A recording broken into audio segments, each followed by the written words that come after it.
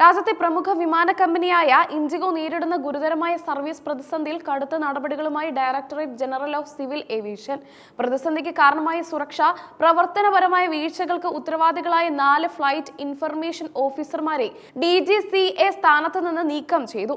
വിമാന കമ്പനിയുടെ സുരക്ഷാ മാനദണ്ഡങ്ങൾ, പ്രവർത്തനക്ഷമത, കൃത്യനിഷ്ഠത എന്നിവയുടെ മേൽനോട്ട ചുമതലയിൽ ഉണ്ടായിരുന്ന ഉദ്യോഗസ്ഥർക്കെതിരെയാണ് DGCAയുടെ നടപടി.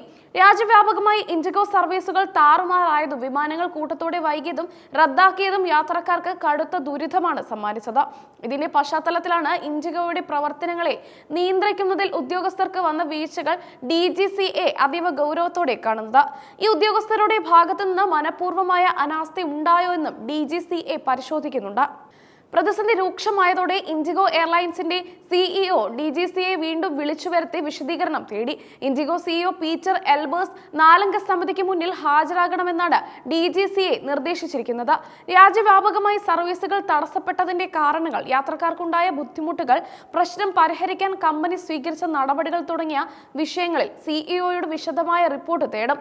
ഇന്നലെയും ഇൻഡിഗോ CEOയും മറ്റു ഉന്നത ഉദ്യോഗസ്ഥരും DGCAക്ക് മുമ്പാകെ ഹാജരായി വിശദീകരണം നൽകിയിരുന്നു. എന്നാൽ ഇന്നലത്തെ വിശദീകരണത്തിൽ DGCA തൃപ്തരല്ലെന്ന സൂചനയാണ് CEO വീണ്ടും വിളിപ്പിച്ചതിലൂടെ ലഭിക്കുന്നത്. രാജ്യത്തിന്റെ വ്യോമയാന സുരക്ഷയിലും പ്രവർത്തനക്ഷമതയിലും ഒരു വിട്ടുവീഴ്ചയുമില്ലെന്ന ശക്തമായ സന്ദേശമാണ് ഈ നടപടികളിലൂടെ DGCA നൽകുന്നത്. സർവീസ് പ്രതിസന്ധി മനഃപൂർവ്വം ഇൻഡിഗോ സൃഷ്ടിച്ചതാണോ എന്ന സംശയം കേന്ദ്ര വ്യോമയാന മന്ത്രാലയത്തിനുണ്ട്. ഈ സാഹചര്യത്തിൽ ഇൻഡിഗോയുടെ സർവീസുകൾ വെട്ടിച്ചുരുക്കി ആ റൂട്ടുകളിലെ സർവീസ് മറ്റ് വിമാന കമ്പനികൾക്ക് കൈമാറുന്നത് ഉൾപ്പെടെയുള്ള കർശനമായ നടപടികളിലേക്ക് കടക്കാൻ മന്ത്രാലയം തീരുമാനിച്ചിട്ടുണ്ട്. ഇത് ഇൻഡിഗോയ്ക്ക് കനത്ത തിരിച്ചടിയാകും. യാത്രാക്ലേശം പരിഹരിക്കുന്നതിനും വിപണിയിലെ മത്സരം ഉറപ്പാക്കുന്നതിനുമുള്ള ശ്രമത്തിന്റെ ഭാഗമായാണ് ഈ നീക്കം.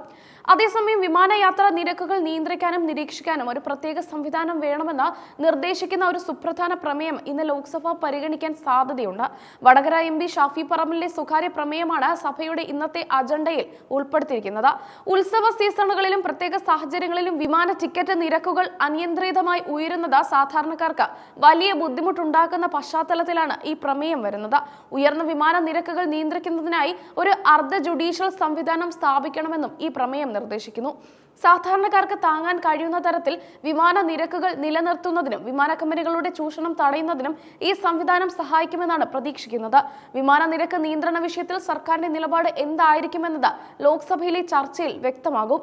കൂടാതെ സായുധ സേനയിലെ സ്ട്രാറ്റജിക് ഇൻഫർമേഷൻ റിപ്പോർട്ട് സംബന്ധിച്ച ചർച്ച രാജ്യസഭയിൽ തിങ്കളാഴ്ച തുടരും.